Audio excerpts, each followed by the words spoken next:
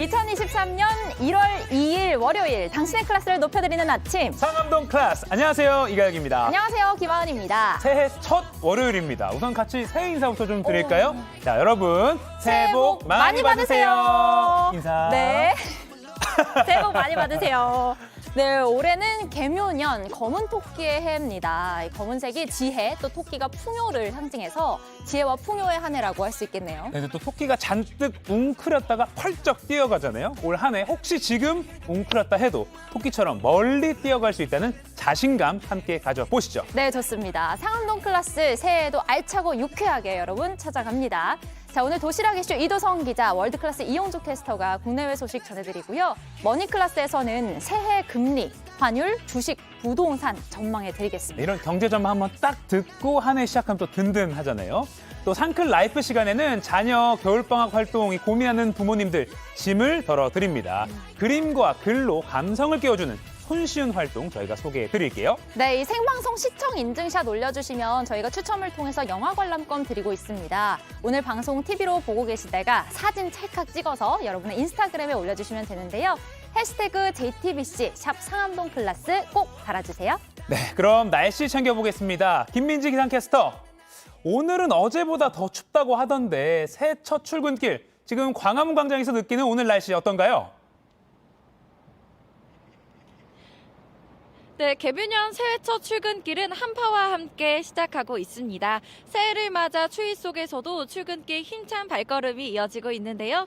중부지방은 아침 기온이 영하 15도 안팎까지 떨어지는 등 매우 추운 날씨 보이고 있습니다. 새해 첫 월요일 따뜻한 옷차림과 함께 보온용품 챙겨 나오시는 편이 좋겠습니다. 중부 내륙과 경북 내륙 곳곳에 한파특보가 발효 중입니다. 경기 북부와 강원도, 충북 북부 내륙에는 한파 경보가, 그 외 지역은 한파주의보가 내려졌는데요. 오늘과 내일 서울의 아침 기온이 영하 9도까지 떨어져 매우 춥겠고요. 오늘은 한낮에도 영하권에 머물겠습니다. 오늘 오후까지 울릉도와 독도에만 비나 눈이 오겠고 동해안을 따라 수일제 건조특보가 발효 중인 가운데 그 외 지역도 별다른 비 소식 없어 대기는 건조하겠습니다. 현재 서울 영하 7도, 춘천 영하 13도까지 뚝 떨어졌고요. 낮 기온 서울 영하 1도, 인천 영하 2도로 중부지방을 중심으로는 한낮에도 영하권에 머물겠습니다. 비교적 온화했던 어제와 달리 오늘은 정말 춥습니다. 든든한 옷차림과 함께 오늘도 힘내시기 바랍니다. 날씨였습니다. 네, 생방송 상암동 클래스 네이버 뉴스나 유튜브 JTBC 뉴스 계정으로도 실시간으로 보실 수 있습니다. 끝까지 상클해 주시고요. 이어서 교통 상황 알아보겠습니다. 한국도로공사 나와주세요. 네, 새해 첫 월요일 아침이 힘차게 밝았습니다. 새해에는 행복한 일만 가득하시길 바라고요. 오늘 도로 상황 보니까 월요일인 걸 바로 알 수 있을 정도로 막히는 곳들이 정말 많습니다. 강변북로 구리 쪽으로는 행주대교에서 한강대교까지 거의 다 밀리고 있고요. 올림픽대로 하남 쪽으로도 행주대교에서 한남대교까지 가는 데는 1시간 이상 필요합니다. 네, 그리고 큰 화재 사고가 났었던 제2경에서는 여수대로와 석수나들목 사이 여전히 양방향 지날 수가 없으니까요. 우회도로 잘 확인하시기 바랍니다. 올림픽대로 김포 쪽으로는 한남대교 주변 많이 막히면서 행주대교까지 가는 데는 30분 정도 걸리고요. 경부선은 시구간이 서초 부근에서 양방향으로 밀리는데요. 서울 쪽으로는 금토분기점부터 반포까지 40분 정도 필요합니다. 분당수서로 청담대교 방향으로는 복정부터 탄천 1교까지 꽉 막혀 있고요. 경의선 인천 쪽으로는 부평 부근 사고 처리하니까 주변이 많이 혼잡합니다. 전방 잘 살피면서 이동해 주시기 바랍니다. 네, 전자석 안전띠 착용도 잊지 마시고요. 지금까지 고속도로 교통방송이었습니다.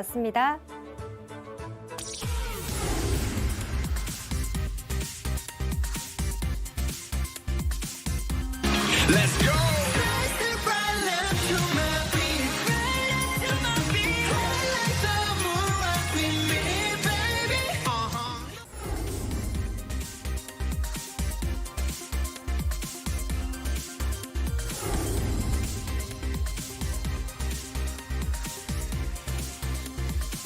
(600mm) 초대형 방사포 증정식이 성대히 진행됐습니다.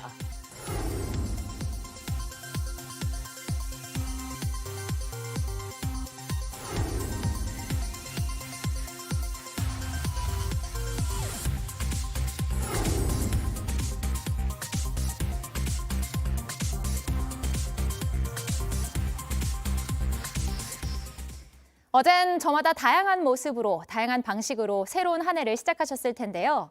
2023년 새해를 맞아 세계 곳곳에서 행사가 열렸습니다. 미국 뉴욕 타임스퀘어에서도 3년 만에 완전히 정상화된 모습으로 화려하게 개최됐는데요. 사람들이 많이 모인 미국 각 지역의 새해맞이 현장에선 총을 쏘거나 칼을 휘두르는 사고도 일어났습니다. 첫 소식 워싱턴에서 김필규 특파원이 전해드립니다.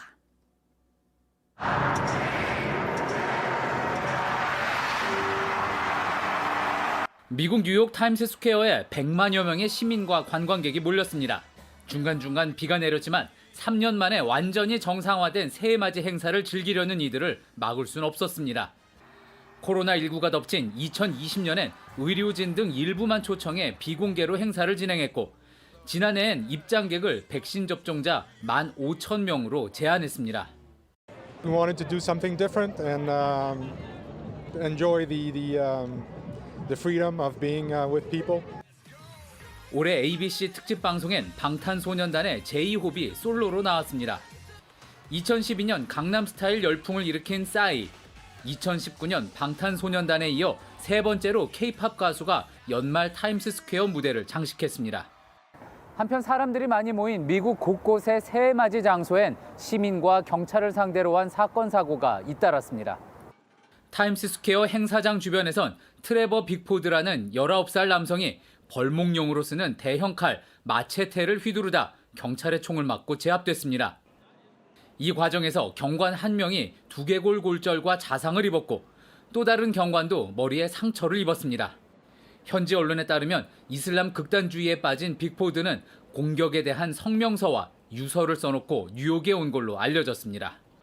엘라베마주 모빌 지역에선 새해 전야 행사장 근처에서 총격 사건이나 1명이 숨지고 9명이 다쳤습니다. 워싱턴에서 JTBC 김필규입니다. 새해 첫날부터 러시아는 우크라이나 공습을 이어갔습니다. 이 공습으로 3명이 숨지고 50여 명이 다쳤습니다. 푸틴 러시아 대통령과 젤렌스키 우크라이나 대통령은 신년사를 통해 공방을 벌이기도 했습니다. 박상욱 기자입니다. 러시아의 우크라이나 공습은 지난해 마지막 날에 이어 새해 벽두에도 계속됐습니다. Задействованным в изготовлении ударных беспилотных летательных аппаратов, применяемых для совершения террористических атак против Российской Федерации. 우크라이나 수도 키이우와 남부 헤르손, 서부 크멜니츠키 등에서 3명이 숨지고 50여 명이 다쳤습니다. 볼로디미르 젤렌스키 우크라이나 대통령은 러시아가 미사일뿐 아니라 이란산 자폭 드론 샤헤드를 동원했다고 밝혔습니다. 한편 블라디미르 푸틴 러시아 대통령은 송년 및 신년사를 통해 전쟁의 정당성을 주장했습니다. Это был год трудных, необходимых решений, важнейших шагов к обретению полного суверенитета России. Сердечно поздравляю с наступающим Новым годом всех участников специальной военной операции. 이 연설 직후 젤렌스키 대통령도 신년 메시지를 공개했습니다. Хочу всім нам зараз побажати одного – перемоги. І це головне. Одне побажання для всіх українців. 젤렌스키 대통령은 러시아어로 당신들의 지도자는 당신들의 뒤에 숨어 나라와 미래를 불태우고 있다며 푸틴 대통령을 겨냥했습니다. 우크라이나의 영광을 일하는 그의 발언에 키이우 시내 곳곳에선 시민들의 외침이 쏟아졌습니다.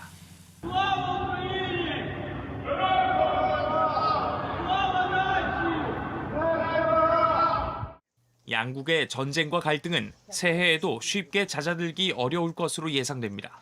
JTBC 박상우입니다. 한반도의 긴장감이 유독 높았던 지난해, 올해 우리나라와 북한의 관계도 쉽게 나아질 것 같지 않습니다. 북한이 새해 첫날 새벽부터 단거리 탄도미사일을 쐈습니다. 특히 우리를 명백한 적으로 규정하고 연말 연시에 이례적으로 강력한 경고의 메시지를 보냈습니다. 이 소식은 김재현 기자가 보도합니다. 북한이 단거리 탄도미사일 한 발을 쏘아 올렸습니다. 우리 군은 미사일이 평양 용성 일대에서 발사돼 약 400km를 날아간 뒤 동해상에 떨어졌다고 분석했습니다. 세 발의 미사일 발사에 이어 연이틀 도발을 감행한 겁니다. 북한이 새해 벽두부터 도발을 한 건 사실상 처음 있는 일입니다. 북한은 이번 미사일이 600mm 초대형 방사포라고 주장했습니다.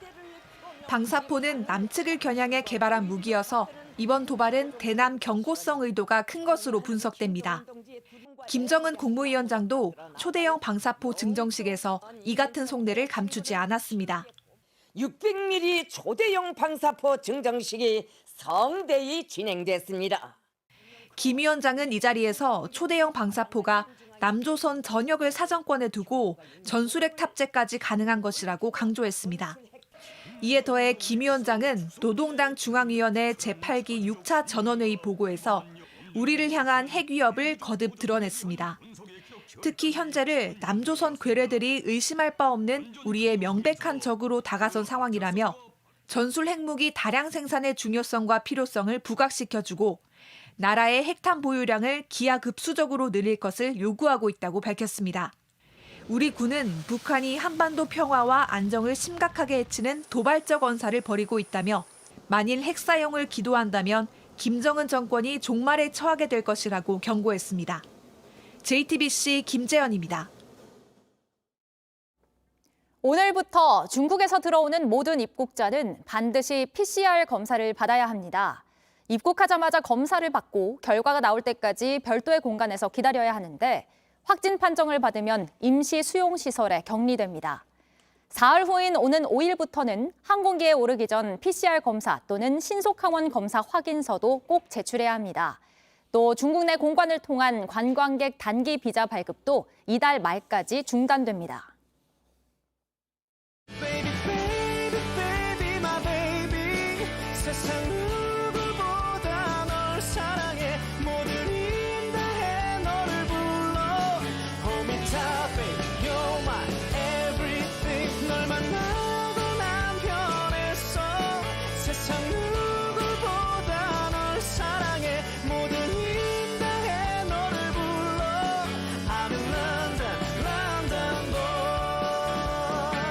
뉴스가 딱딱해야 한단편 견을 깨는 두 사람 나와 있습니다. 먼저 점심시간 동료들과 토크할 만한 국내 이슈를 소개합니다. 감기 낫고 돌아온 도시락 이슈 이도성 기자. 안녕하세요. 새해 복 많이 받으십시오. 와, 건강한 모습으로 다시 만나서 너무 좋아요. 좋습니다. 네, 또 당신이 잠든 사이 벌어진 나라 밖 소식들 재미있게 전해드리는 월드클래스 이용조 캐스터 나왔습니다. 어서 오세요. Happy New Year, everyone. 다 같이 새해 인사 한번 할까요? 여러분 새해 복 많이 받으세요.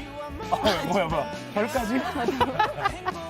네, 오늘 도시락보이 더 기대가 됩니다. 새해 첫 도시락. 확실히 부담스럽네요. 오늘 턱선이 살아난다는 그런. 예. 아팠더니 턱선이 좀 예. 살아나고 있습니다. 알겠습니다. 오늘은 제가 올해부터 달라지는 것들이 뭐가 있는지 도시락으로 준비해봤는데요. 첫 번째 도시락 바로 뒤집어 보도록 하겠습니다. 하나, 둘, 셋. 빠밤.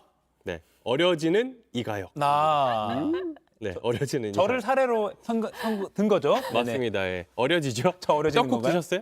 네, 저 먹었어요. 그래요? 그러니까 이제 한 살을 더 드셨는데 네. 이제 6월부터는 만 나이가 되죠. 네. 지금은 아니고 6월부터인데 올해부터 만 나이로 통일이 됩니다. 글로벌 스탠다드, 태어날 때부터 한 살이 되는 한국 나이는 사실 외국인 친구들도 알고 있더라고요. 맞아요. 자기 한국 오면 나이 많아진다고. 그래서 제가 예를 들어서 준비했습니다. 한번 보시죠. 네, 이름 이가요. 1986년 12월 31일생입니다. 개인정보 이렇게 공개하네요. 네. 이틀 전에 생일이었습니다. 그리고 전 참고로 생일 축하 메시지를 보냈습니다. 네. 보내셨어요? 저희는 아주 공개적으로 축하를 해드렸습니다. 맞아요. 그날 방송 안 봤구나? 봤는데 따로 했습니다. 하여튼 이게 한국 나이라고 하죠. 오늘 기준으로 하면 한국 나이, 세는 나이로 이가 갱커 38살입니다. 태어났을 때 그러니까 1986년 12월 31일엔 한 살인데 하루 지난 1987년 1월 1일엔 2살이에요. 태어나자마자 2살이에요. 거기에 36년 지났으니까 38살이고 이제 또 연나이라는 게 있습니다. 보통 이제 신문 나이라고 많이 하는데 병역법 등에서 쓰는 나이인데 태어난 날짜와 관계없이 같은 해 태어난 사람들은 다 같은 나이로 칩니다. 이렇게 하면 2023 빼기 1986 하면 나오죠. 37살. 그리고 37살? 이제 만 나이, 네. 6월부터 적용되는 만 나이는 태어난 지 1년이 될 때마다 한 살씩 먹는 거라서 1987년 12월 31일에 한 살이 됐고 그제 생일에 36살이 딱 된 거죠. 그래서 올해 12월 30일까지는 36살입니다. 한 사람의 나이가 세 가지나 되는 거죠. 그럼 어떻게 뭐가 달라지는 걸까요, 이제? 일단 기분이 좋죠. 어려지잖아요. 네. 사실 이제 막 체감할 수 있는 변화가 생기는 건 아니라고 볼 수 있겠습니다. 이 민법상 나이는 원래부터 만 나이를 썼기 때문인데요. 예. 이 나이 계산법을 바꾼 게 아니라 이런 만 나이를 재확인한다. 이런 취지에 가깝습니다. 지금도 법률이나 공문서상 나이는 모두 만 나이인데 일상생활에서는 세는 나이를 많이 쓰다 보니까 이 만자를 넣지 않으면 조금 헷갈리는 경향이 있었는데 이번에 정리하게 된 겁니다. 이 한국 나이, 세는 나이는 이제 잊을 때가 된 것 같습니다. 아니, 그러면 뭐 이 정년이 늦어지거나 뭐 학교에 1년 늦게 간다거나 이런 일은 뭐 없는 거네요. 사실 없는 겁니다. 왜 그러냐면 이 정년이나 국민연금 수령은 만 나이 기준으로 이미 돼 있고 이뿐만 아니라 초등학교 들어가거나 아니 군대 입대하거나 뭐 술, 담배를 사는 나이는 이미 연나이로 기준이 돼 있기 때문에 달라지는 게 없습니다. 이 같은 해에 태어났는데도 생일에 따라 달라지는 일이 없도록 연나이를 활용하는 일이 있었습니다. 지금 세 분은 6월 전에 생일이 있잖아요, 그죠? 네. 그러니까 저만 어려지는 걸로. 그렇죠. 수혜를 전혀 보지 못합니다. 그렇죠.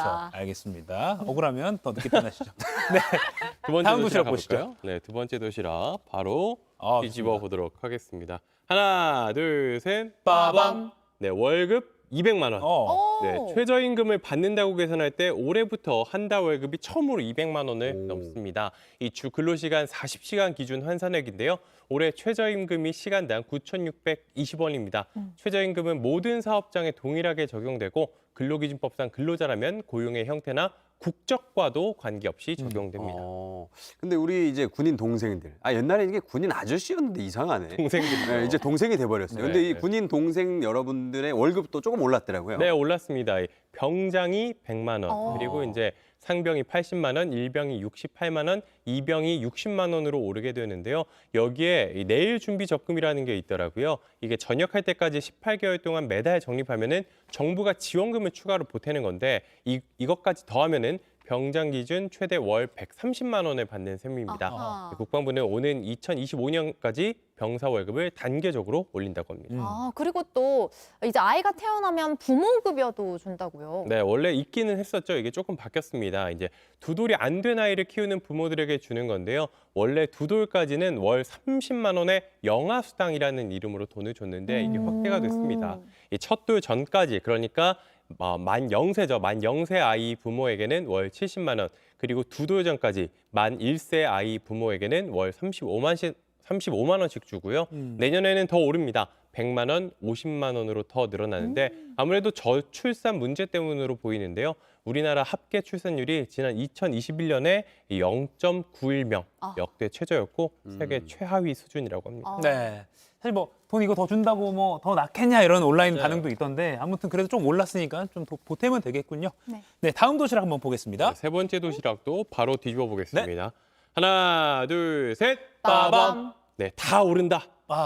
정말 월급 빼고 다 오른다는 말이 절로 나오는 요즘입니다. 네. 이 고물가, 고금리로 힘든데 이 공공요금도 줄줄이 인상될 예정이라고 합니다. 전기요금이랑 가스요금도 이미 좀 오른 것 같은데. 네, 저 요즘 몇 달치 이제 가스요금, 전기요금 때문에 요금 볼 때마다 놀라요. 계속 오르더라고요. 맞아. 이게 계속해서 오르고 있는데 여기에 더 오를 전망입니다. 한국전력공사가 1분기 요금 인상안을 발표하면서 4인 가구 기준으로 월 평균 4,022원 추가 부담이 발생합니다. 또 상수도 요금도 10년 만에 올라서 내후년까지 매년 12%씩 오른다고 하고요. 네. 전기요금 방금 나왔지만 1분기엔 사실 동결하기로 했습니다. 하지만 원자재와 가격 상승 등으로 2분기부터 또 대폭 오른다고 합니다. 진짜 다 오르고 있네요. 또 이 공공요금 하니까 그 대중교통 요금도 오르잖아요. 네, 맞습니다. 저도 이제 퇴근할 때 이제 지하철이랑 버스를 이용하는데 이게 버스 카드를 찍으니까 처음에 이게 얼마 나가는지 잘 모르고 있다가 나중에 월 말에 얼마 썼는지 보면 깜짝 놀라거든요. 그쵸. 이 지하철 버스 요금, 택시 요금까지 오릅니다. 그래서 서울 같은 경우에는 지하철과 시내버스 버스 요금이 오는 4월 말 기점으로 오르는데요. 300원 안팎 오릅니다. 이 지하철과 버스 기본 요금이 2015년에 1,250원, 1,200원으로 올린 뒤에 8년 정도 그대로였는데 이번에 오르는 겁니다. 이 택시비는 당장 2월부터 기본 요금이 1,000원 오르는데요. 4,800원이 됩니다. 꽤 많이 올랐죠. 또 이 기본 거리 이 원래 2km였는데 이것도 1.6km로 줄여서 사실상 요금이 더 오르는 효과가 생깁니다. 이 토끼가 저 풍요와 지혜, 풍요의 상징인데 아, 왜 이렇게 오르는 게 많은지 얘는 좀 웃고 요금이 있는데. 풍요로워졌어요. 네. 아우, 야, 이거는 내 혈압이 오른다. 네, 씁쓸합니다. 맨 처음에 어쩔 수 뭐 없죠, 임금도 오른다고 하긴 했는데 그 오르는 임금에 비해서 좀 네. 다른 요금들이 많이 오르는 것 같긴 맞아. 해요. 워낙 그러니까요. 물가가 높다 보니까 이런 요금 인상도 불가피한 상황이라고 합니다. 네, 알겠습니다. 자, 마지막 도시락 준비돼 있죠? 네. 네 번째 도시락. 제가 좋아하는 햄버거 도시락. 이따 점심에 먹어야겠습니다. 하나, 둘, 셋. 빠밤. 유통기한은 없다. 오. 네, 이게 무슨 말이냐면 그동안 쓰던 유통기한 이게 없어집니다. 대신 소비기한이라는 게 생기는데요. 사실 유통기한은 말 그대로 유통할 수 있는 기한이에요. 그러니까 팔아도 되는 기한. 근데 이걸 보통 이제 이때까지 먹어야 되나라고 생각할 수가 있단 말이에요. 그래서 바뀐 게 소비기한입니다. 이 소비기한이 먹어도 이상이 없는 기한을 의미하는데 식품기한 표기 기준 이번에 38년 만에 바뀌게 됩니다. 맞아. 근데 유통기한이 지나도 사실 좀 먹을 수 있는 음식이 있잖아요. 맞아요. 근데 유통기한 지났다 그러면은 왠지 버려야 될 것 같고 네. 내가 먹으면 해로울 것 같고 맞아요. 이런 느낌 들긴 해요. 사실 저도 그랬어요. 그래서 이때 날짜가 딱 써 있잖아요. 이 날짜가 지나가면 먹으면 안 되는 줄 알았는데 사실 이게 그때까지 팔아라. 최소한 그때까지는 팔아라. 이런 의미였던 겁니다. 이 환경부 조사에 따르면 2020년 음식물 폐기 제품의 65%가 섭취하지 않은 완제품이었다고.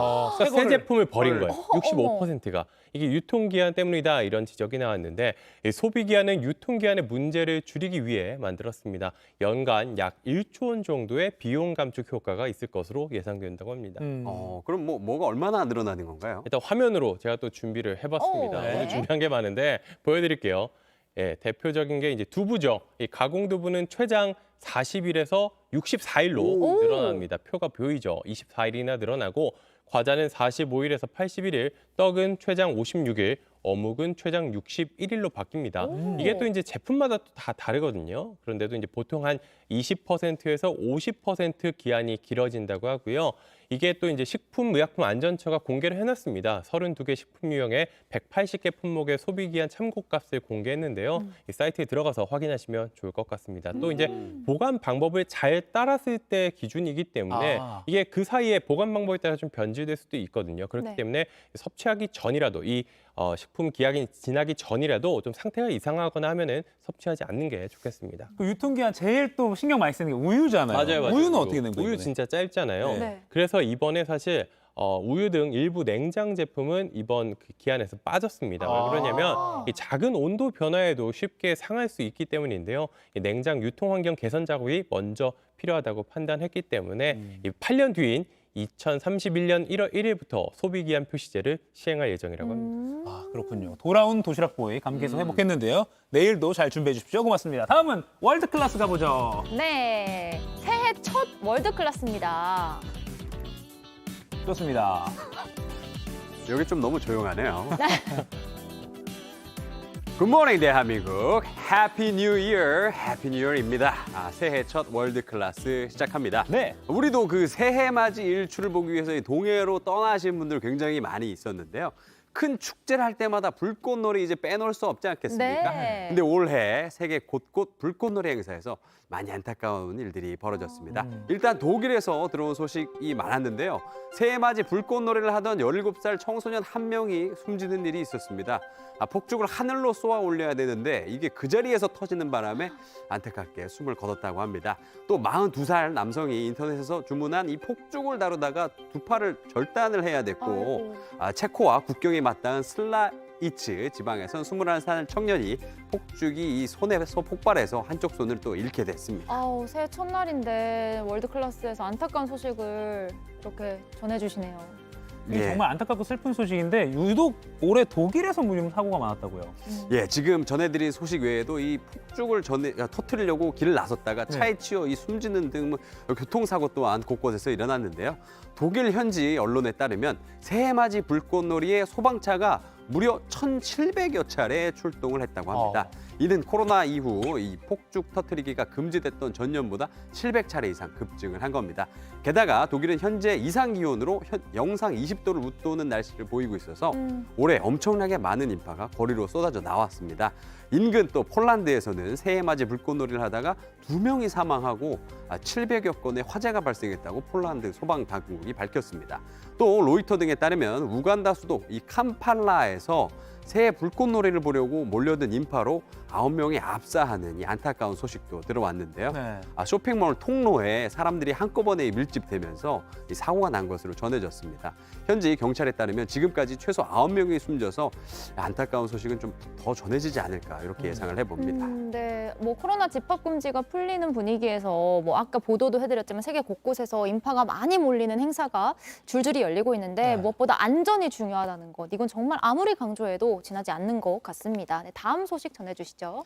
자, 그러면 김하연 아나운서 이 빨간 구두 하면 무엇이 떠오르나요? 빨간 구두, 저는 그 오즈의 마법사의 도로시 신발 생각나요. 오, 맞아요. 그렇죠. 어릴 때 그걸 보고 갖고 네. 싶었었던 기억이 나요. 그 제가 생각나는 건 그 전래동화 중에 막 춤추는 빨간 구두 뭐 그것도 안데르센 빨간 구두. 그렇죠. 네. 뭐 그런 것도 있었는데 이 강렬한 이 색깔 때문에 이 역사적으로 여러 문화권에서 이 다양한 의미와 상징적으로 이 빨간 구두가 여겨지고 있습니다. 바티칸 현지 시간으로 2022년 마지막 날 선종한 베네딕토 16세 교황이 생전에 신었던 빨간 구두에 이 많은 사람들의 관심이 쏠리고 있는데요.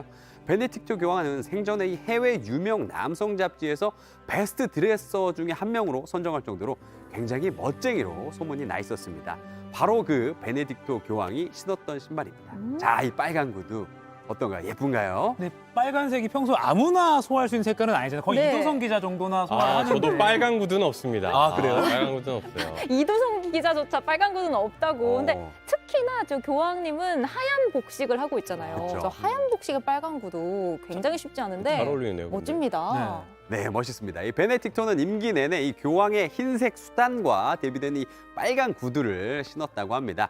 전임 교황인 요한 바오르 2세의 이 평범한 신발이랑 조금 굉장히 대비가 되면서 그 당시에도 굉장히 관심이 많이 쏠렸었는데 한때 이탈리아 일부 매체는 저 빨간 구두가 명품 브랜드 프라다의 구두가 아니냐는 의혹을 제기하기도 했어요.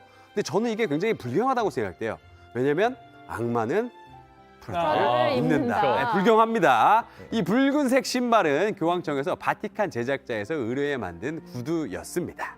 십자가에 못 박힌 이 예수님의 피에 젖은 발 혹은 이 가톨릭 이 순교자가 흘린 피를 상징하는 해석이 있습니다. 이외에도 붉은색 벨벳 이 모자를 쓴 모습도 있죠.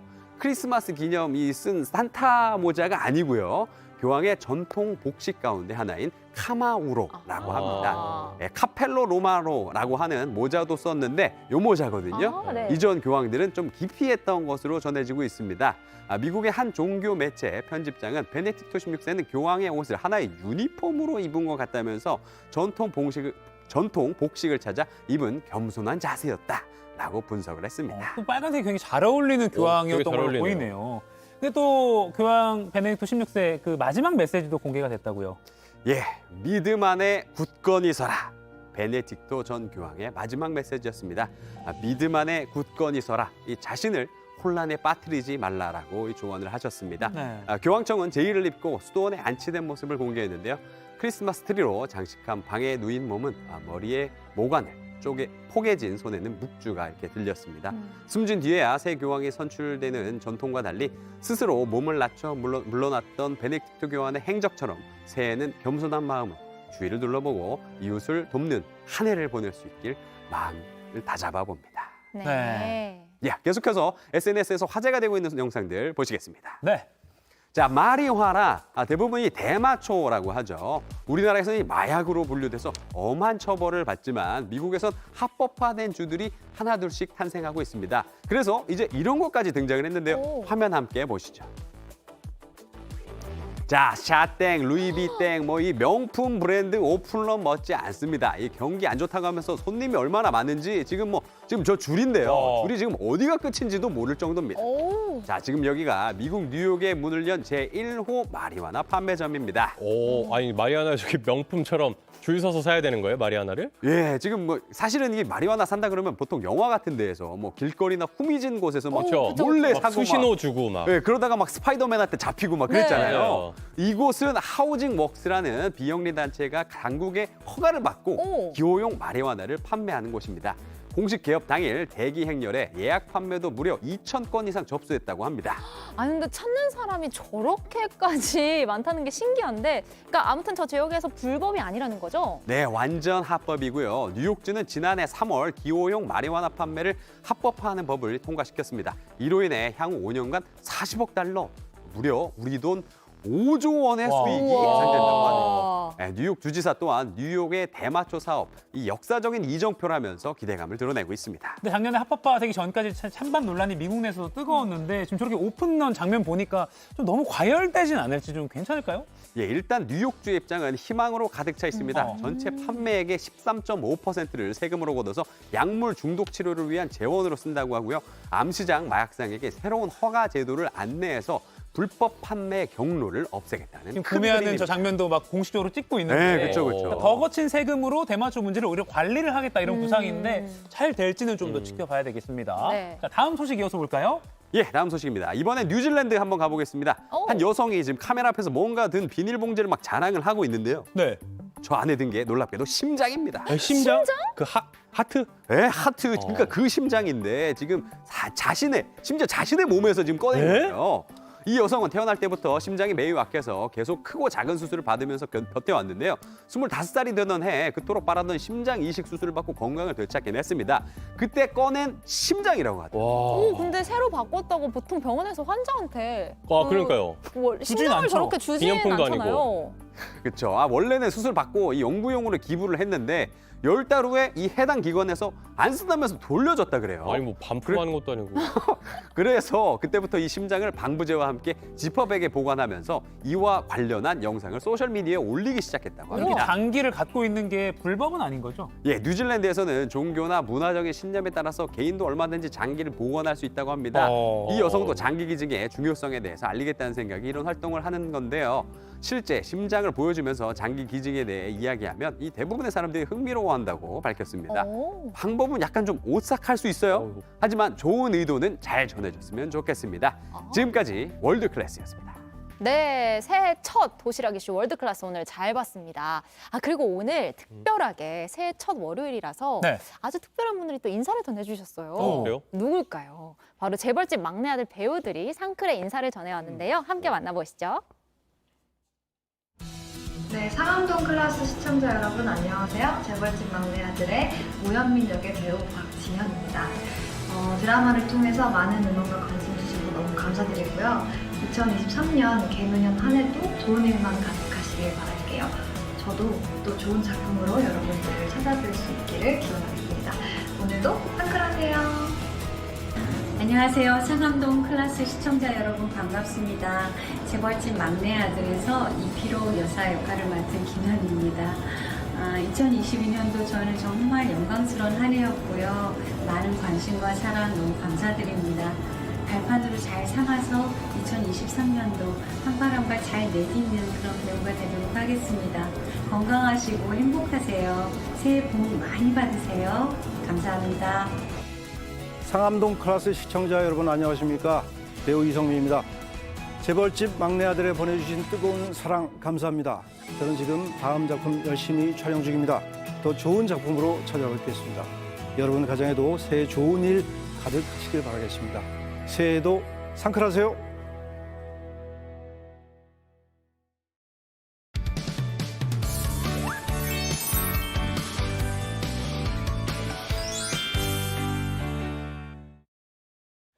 네, 지금 시각 8시 32분입니다. 저 같은 경알못, 경제를 잘 알지 못하는 사람을 위한 당장 내 돈이 되는 지식, 새해에도 머니클래스 계속됩니다. 키워드 먼저 보시죠.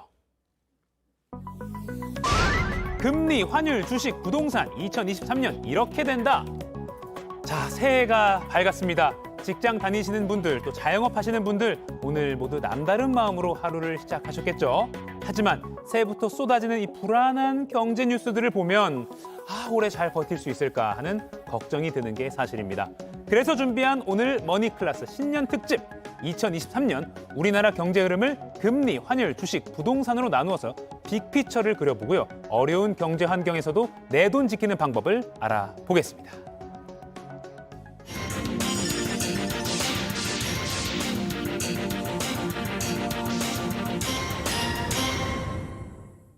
늘 경제 빅픽처를 그려주시는 분입니다. 김광석 한양대 겸임교수와 이야기 나눠보겠습니다. 안녕하세요. 안녕하세요. 새해 복 많이 받으십시오. 네, 새해 복 많이 받으세요. 네, 작년에 우리 경제를 힘들게 또 많이 말씀을 나눴던 그 금리가 참 높았는데요. 네. 올해는 금리 좀 내려갈 수 있을까요? 안타깝지만 금리 인하 어렵겠다. 어렵겠다. 이런 말씀을 먼저 드리겠습니다. 네. 그러니까 22년 내내 금리를 이렇게 가파르게 인상했었던 그 이유가 뭡니까? 바로 물가 때문이죠. 네. 근데 이 물가가 잡히느냐? 물가가 잡히지 않아요. 다시 말하면 물가의 정점은 찍은 게 맞아요. 정점은 찍었지만 6.3%죠. 우리나라 물가 상승률 네. 지난 7월입니다.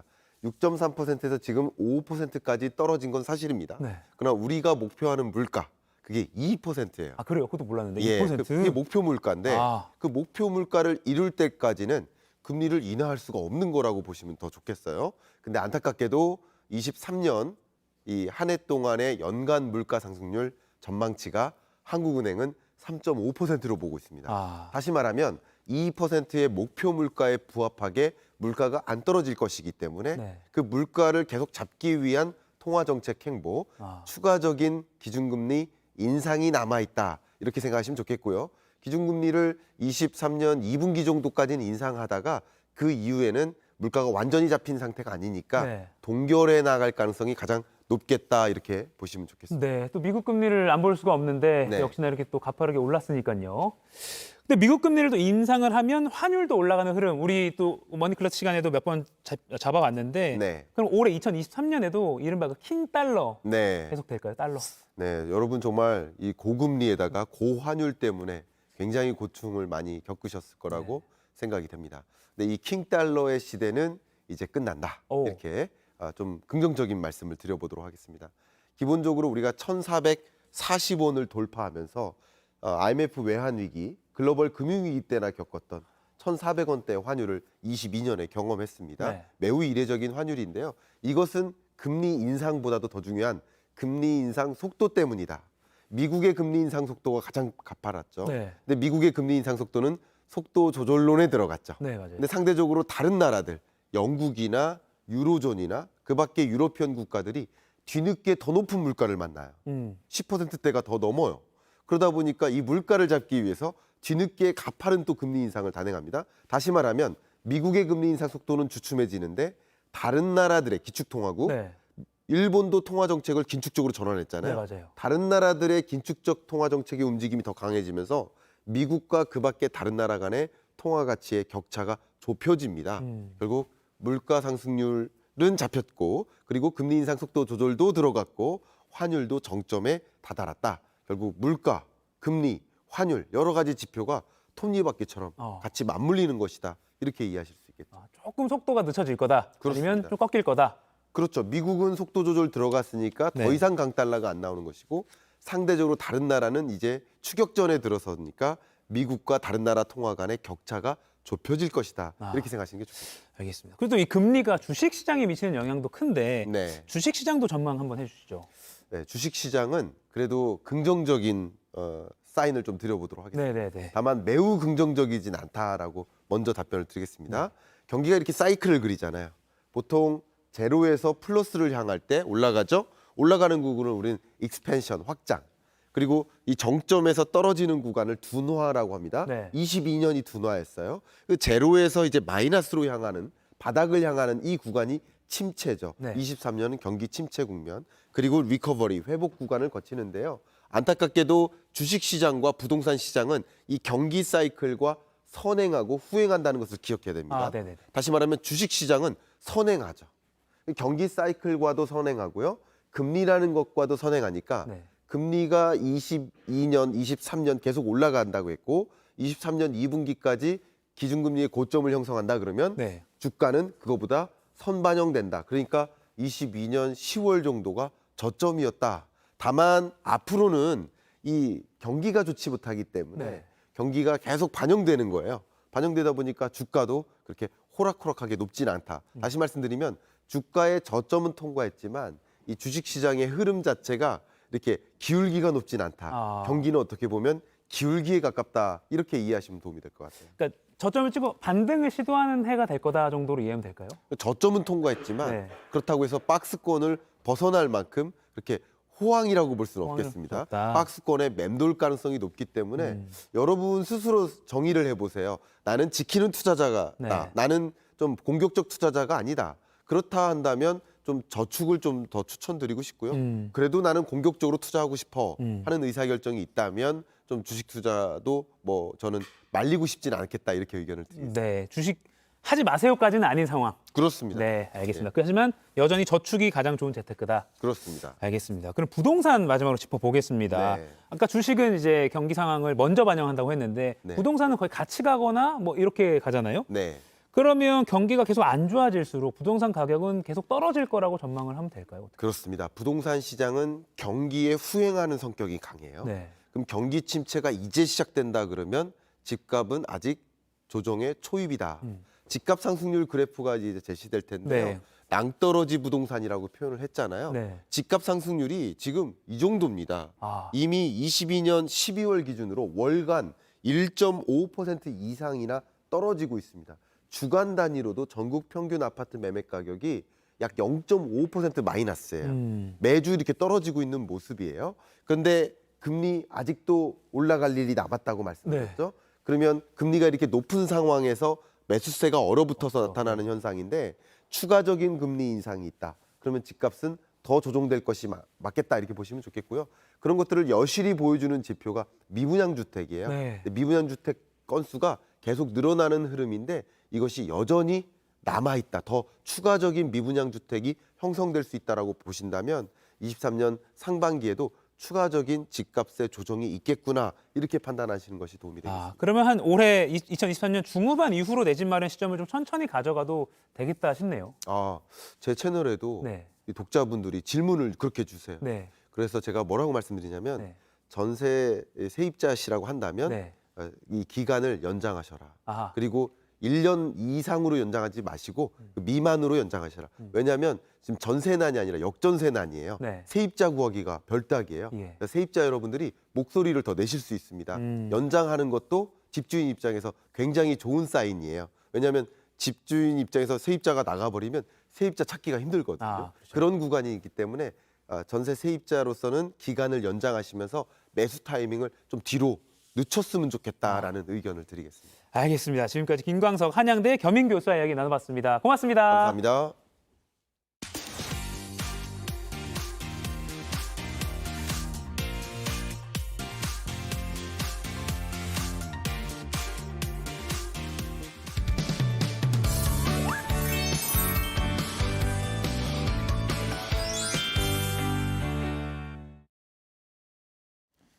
네, 상클라이프 매주 월요일엔 최고의 교육 전문가를 상암동으로 초대하는 시간입니다. 오늘 주제부터 만나보겠습니다.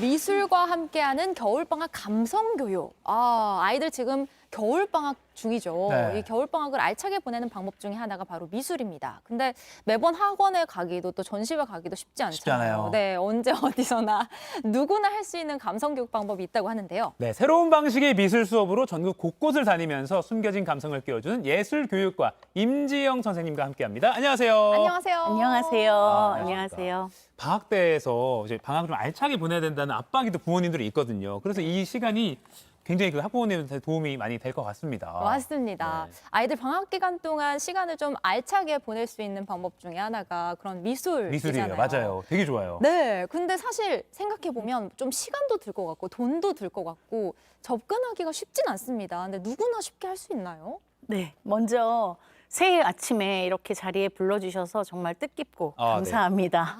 그리고 누구나 쉽게 할 수 있냐고 물어보시는데 네, 오늘부터 미술이 정말 만만하고 재밌게 느껴지실 수 있을 거라고 생각합니다. 아, 그럼 바로 첫 번째 키워드부터 한번 살펴보겠습니다. 네. 첫 번째 키워드 보여주세요. 3분 보고 15분 글쓰기. 그러니까 예술 작품을 3분간 보고 15분간 글을 쓴다는 거죠. 이게 새로운 미술 방법인 것 같은데 저도 처음 들어보니까요. 이게 어떻게 보면 단순한데 네. 정말 이게 끝인가요? 네.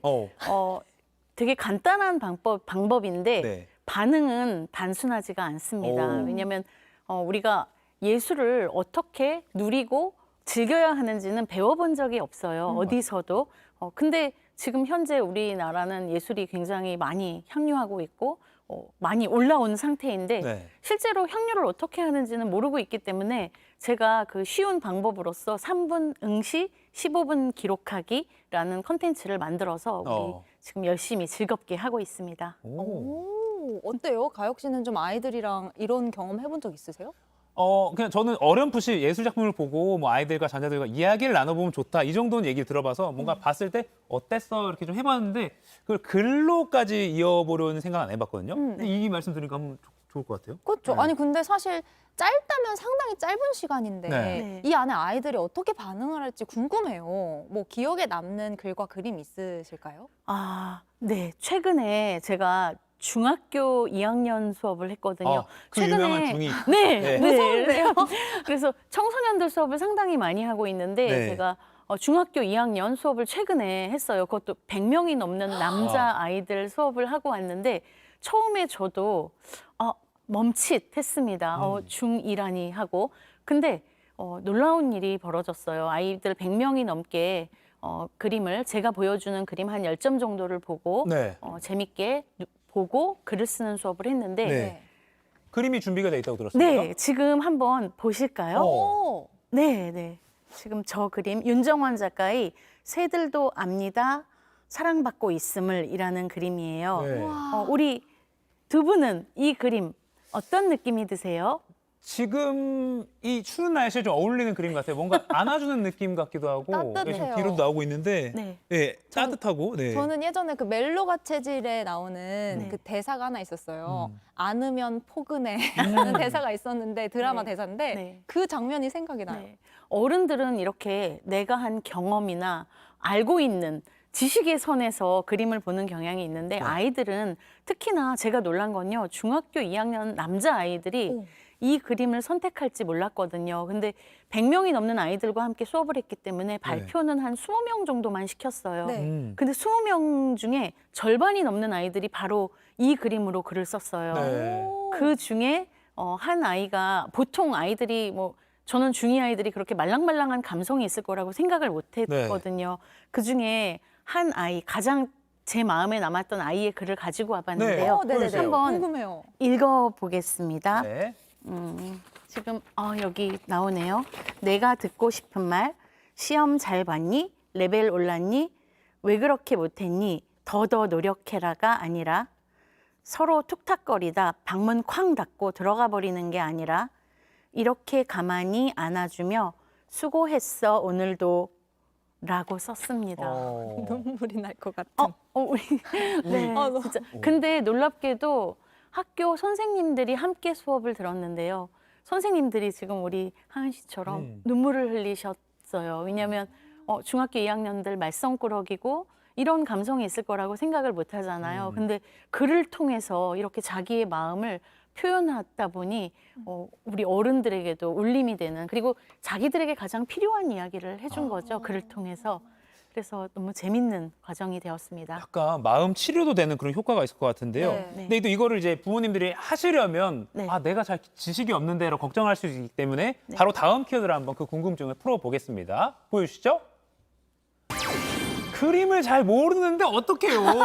어떡하냐고. 지금 정말 진심으로 말씀하는 것 그러니까 같아요. 이거 알겠어요. 이거 글도 쓰고 좋은 감정 끌어낸 거 알겠는데 어떻게 해야 되냐 이 말입니다. 집에서 하려면. 바로 그것. 지금 잘 모르는데라고 네. 얘기하셨잖아요.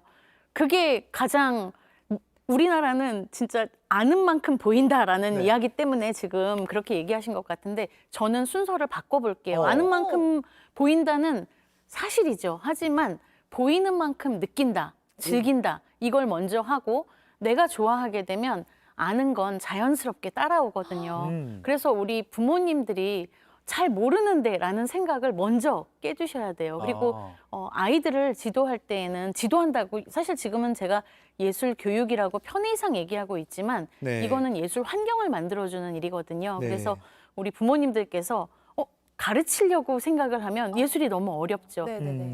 우리가 그림 한 점은요, 새로운 한 세계라고 생각을 합니다. 예술은 하나의 새로운 세계인데 새로운 세계 앞에 아이도 부모도 뭐 할머니 할아버지도 똑같이 초심자의 마음이거든요. 그래서 똑같이 그림을 매개로 대화를 나눈다라고 생각하면 훨씬 더 쉽게 접근하실 수 있을 것 같아요. 궁금한 게요. 그럼 수업에서 쓰는 그림은 어떻게 선정을 하세요? 뭐 아이들의 나이나 그림에 대한 친숙도 같은 걸 고려해서 정하시나요? 네, 전부 저는 사실은 아이나 청소년이나 어른이나 거의 같은 그림을 보여줄 때가 많아요. 왜냐하면 우리 아시다시피 그림에 대해서는 금방 전에 얘기하셨죠. 잘 몰라요 라고들 많이들 너무 얘기하시기 때문에 비슷한 컨텐츠로 하는 경우가 많고 먼저 저는 나를 들여다보는 그림, 나의 마음을 먼저 들여다보는 그림에서 그다음 우리 관계, 사회, 세상 속으로 나아가는 그림들을 보여주는데요. 지금 제가 준비한 그림 몇 점이 있어요. 그래서 지금 나를 보여주는 그림, 지금 제가 아이들과 수업할 때 많이 보여주는 그림입니다. 에곤 실레의 이중 자화상이나 최우 작가의 미의 나이 둘 다 공통점이 있죠. 자화상인데 그냥 일반적인 자화상이 아니에요. 그래서 좀 내면의 나, 외면의 나 이런 것들을 끌어낼 수 있는 그림들을 주로 씁니다. 그리고 그 다음에는 지금 마티스의 댄스나 콰야의 마음과 다른 행동 이런 작품들을 통해서 인간관계 그리고 우리 사회의 문제 이런 것들을 한번 성찰해 볼 수 있는 이런 그림들을 보여주면서 서로 이야기 나누고 글도 쓰고 이렇게 하고 있습니다. 그럼 이렇게 보여주시네요. 그림을 3분 동안 보고 이제 글을 15분 동안 쓰는 건데 그 15분 동안 또 어떻게 해야 될지 마지막 키워드로 만나보겠습니다. 15분의 매직. 그러니까 이 매직으로 쓰라는 게 아니겠죠? 글쓰기 시간에 대한 키워드 같은데 15분만 딱 글을 써야 되는 건가요?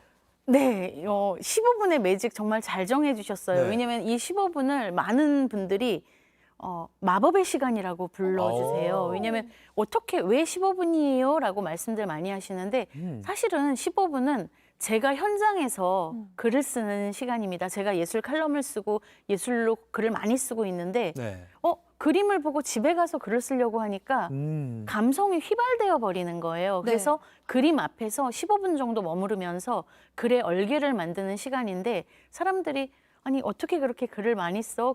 그림이 그렇게 재밌어? 라고 물어보셔서 그럼 우리 함께 해요 라고 하고 만든 게 바로 이 15분인데 사람들이 이 15분은요 글을 잘 쓸 수 없는 시간이라고 생각들 하세요. 그래서 부담이 없이 막 쓰십니다. 부담 없이 편하게 막 쓰시는데 그 글들이요 굉장히 놀라운 글들이 쏟아집니다. 왜냐하면 15분이라는 시간으로는요 글을 쓸 수가 없는 시간이라고 생각하시잖아요.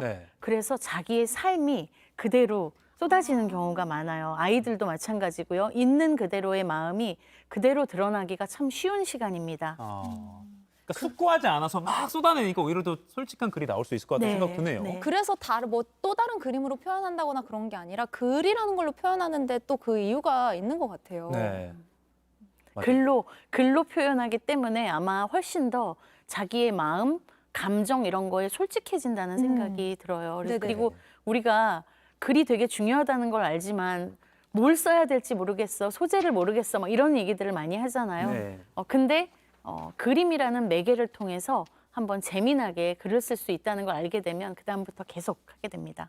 이게 15분간의 매직까지 잘 들어봤는데 저희가 시간이 역시나 생방송이랑 짧아요. 그래서 또 오늘 저희 월요일 앱으로 모셨거든요. 왜? 유튜브 방송이 남아있기 때문입니다. 좋습니다. 본방송 끝나고 바로 유튜브 상클 2교시가 남아있으니까요. 이거 관심 있으신 분들 겨울방학 새로운 미술교육, 감성교육 방법 2교시에서 더 확실하게 들어보도록 하겠습니다. 지금까지 예술교육가 임지영 작가님과 만나봤고요. 잠깐만 기다려주세요. 가지 마세요. 고맙습니다. 감사합니다.